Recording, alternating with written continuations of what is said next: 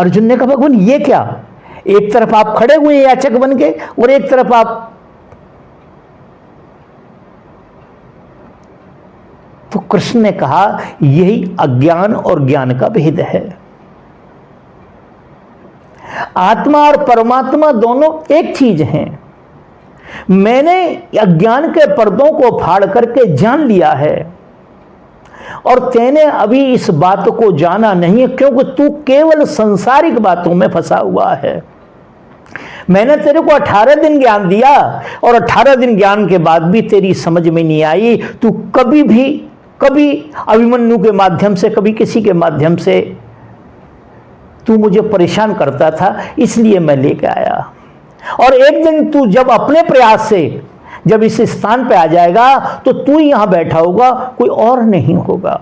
तो इसी प्रकार से जीव आत्मा और परमात्मा का भेद समाप्त हो जाता है। जैसे मैंने अभी बताया कि पिता और पुत्र का डीएनए एक होता है, तो तत्व रूप से, ज्ञान रूप से आत्मा और परमात्मा का भेद समाप्त हो जाता है। जबकि तीन होते हैं नीचे,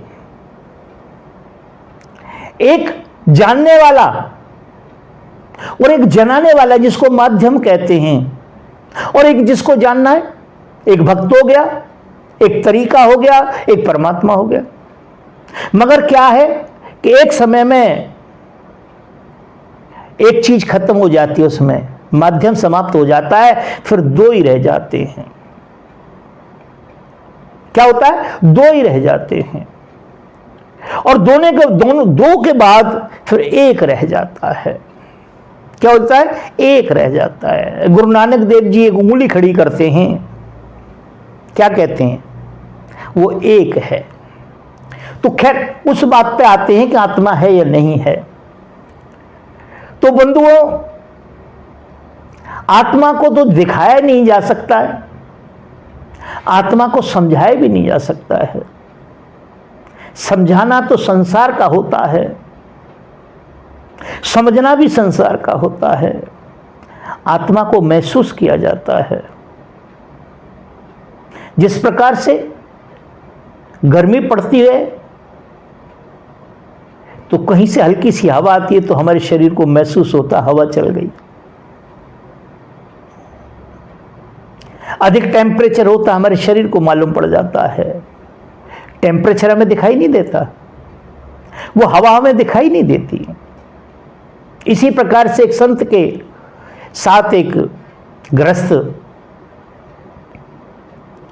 कहीं नौका विहार कर रहे थे, किसी नदी को पार कर रहे थे। तो संतों को देख करके लोग कुछ न कुछ बोलते हैं और बोलने का उनका जो तर्क होता है, उनकी जो मान्यता होती है वह होती है कि इसके माध्यम से कुछ सत्संग सुनने को मिलेगा, कुछ सत्य पे चर्चा होगी, ज्ञान होगा और ज्ञान के माध्यम से हमारा ज्ञान समाप्त होगा। अच्छी बात है वैसे।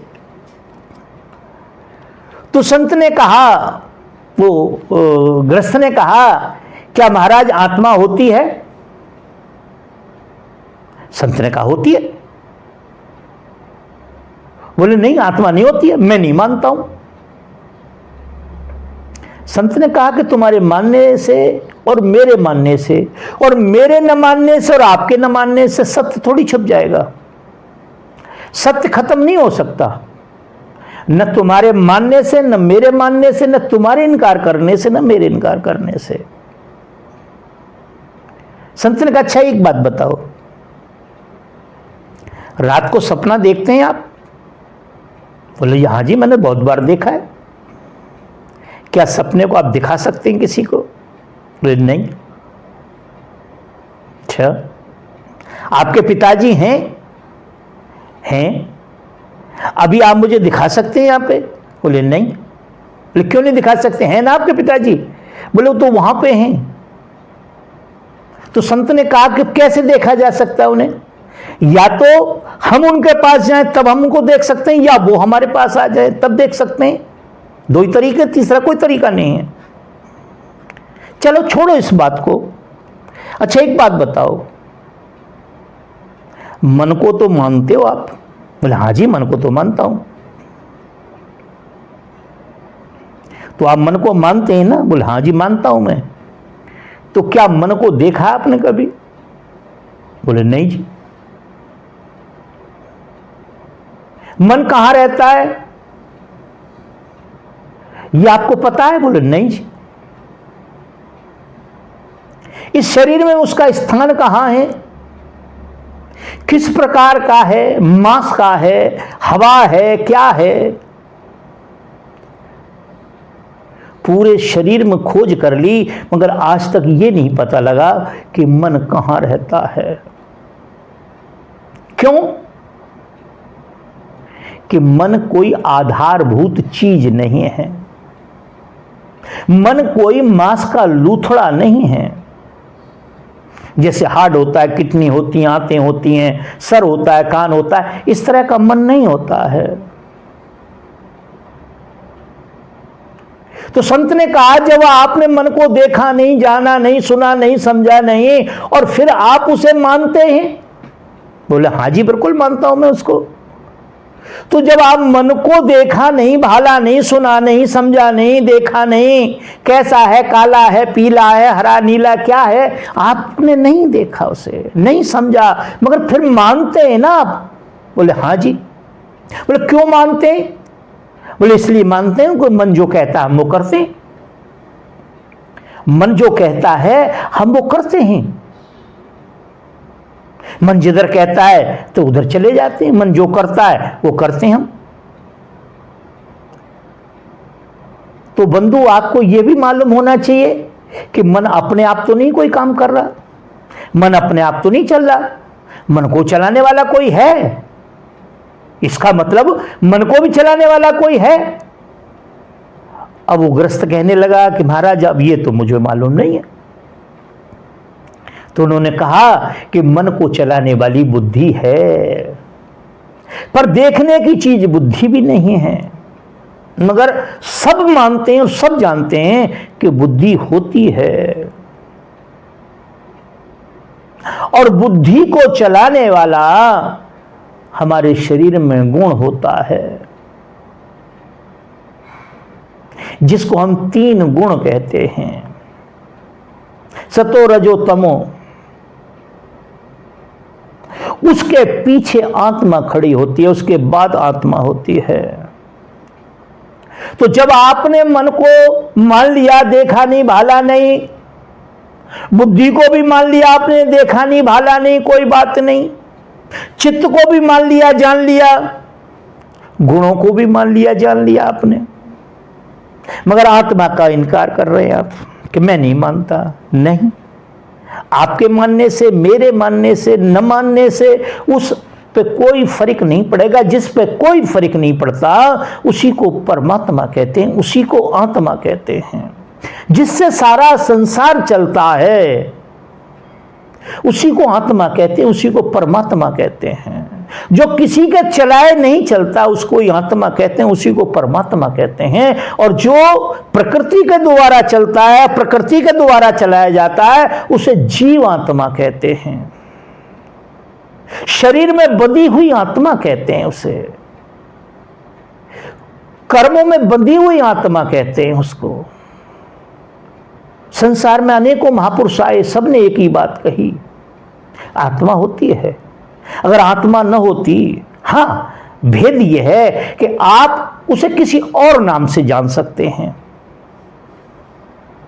मैं किसी और नाम से जानता हूं। मैंने जैसे कहा कि पंजाब में उसे, पंजाब के जितने संत हुए उन्होंने सबने सूरत कहा उसको। इधर यूपी, बिहार, बंगाल में चले जाएंगे, सब आत्मा कहते हैं। इस्लाम उसे रूह कहता है, सब मानते हैं। ईसा मसीह ने उसे डिवाइन लाइट कहा, सभी ने माना। तो जो किसी के द्वारा नहीं चलती है, जो सारे संसार को चलाने वाली, सारे संसार को ऊर्जा देने वाली जो चीज है, उसे ही परमात्मा कहते हैं, उसे ही आत्मा कहते हैं। अब आपने क्या क्या कहा कि क्या भ्रम हो सकता है? नहीं, ये कोई भ्रम नहीं है आपका। देखिए, मैं बहुत छोटी सी आपसे बात करना चाहूंगा। मैं आपसे झूठ बोल सकता हूं, मेरे पास बहुत अच्छा ज्ञान है, मैं आपसे झूठ बोल सकता हूं, आपको धोखा दे सकता हूं, आप मुझसे झूठ बोल सकते हैं, मुझे धोखा दे सकते हैं, पर क्या आप अपने आप को भी धोखा दे सकते हैं? क्या आप अपने आप से भी झूठ बोल सकते हैं? क्या आप अपने आप से भी अपने आप को छुपा सकते हैं? अगर ये भी सब अज्ञान है, ये भी सब अज्ञान है, तो आत्मा भी अज्ञान है नहीं? इस शरीर में से जो निकलता है वो आत्मा है, और इस शरीर को जो चलाती है उसका नाम आत्मा है। ये कोई अज्ञान नहीं है, ये कोई अज्ञान नहीं है। अज्ञान क्या है कि हमारे यहां कुछ व्यापारियों ने, कुछ दुकानदारों ने, कुछ कथावाचकों ने, कुछ स्वार्थी लोगों ने,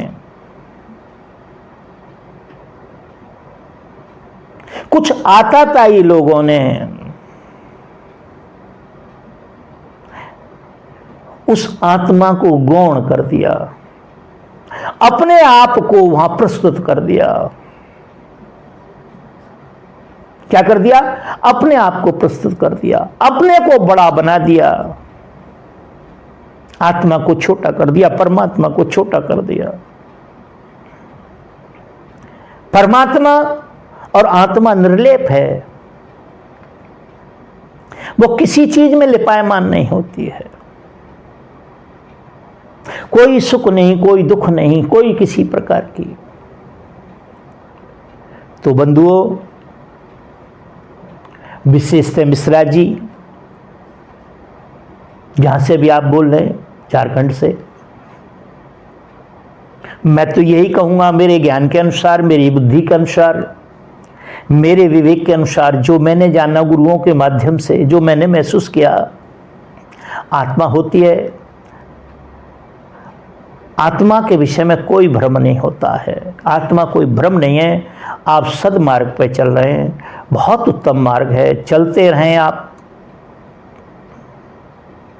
एक दिन आपकी मंजिल आपको प्राप्त हो जाएगी। और ये जो भ्रम फैलाने वाले हैं, जो भ्रम कहने वाले हैं, ये तो खुद ही भ्रम में हैं, ये तो दुकानदार लोग हैं। पैसे लेके कथा करते हैं, पैसे लेके प्रवचन करते हैं, पैसे लेके काम करते हैं। जो पैसे लेके काम करता है वो तो दुकानदार है, जो अपनी चीज को बेचता है वो तो दुकानदार है ना। तो मैं तो यही कहूंगा कि आत्मा भ्रम नहीं, आत्मा है।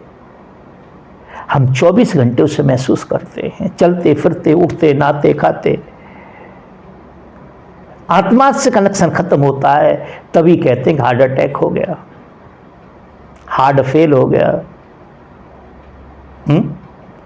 ब्रेन हेमरेज हो गया, मस्तिष्क काम नहीं कर रहा, हार्ट काम कर रहा है, आत्मा है उसमें।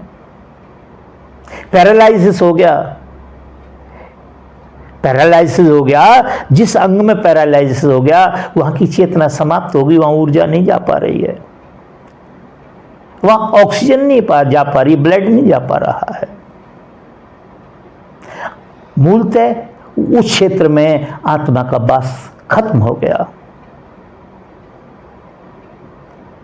तो मैंने जो आपसे, जैसा मेरे से बना, आपको समझाया और आपकी समझ में आ गया होगा, और ना समझ में आया हो तो दोबारा फिर लिख के भेजें। जहाँ भी आपकी शंका रह गई, जहाँ भी हमसे कोई त्रुटि बनी है, दोबारा हम उसको फिर करेंगे। धन्यवाद।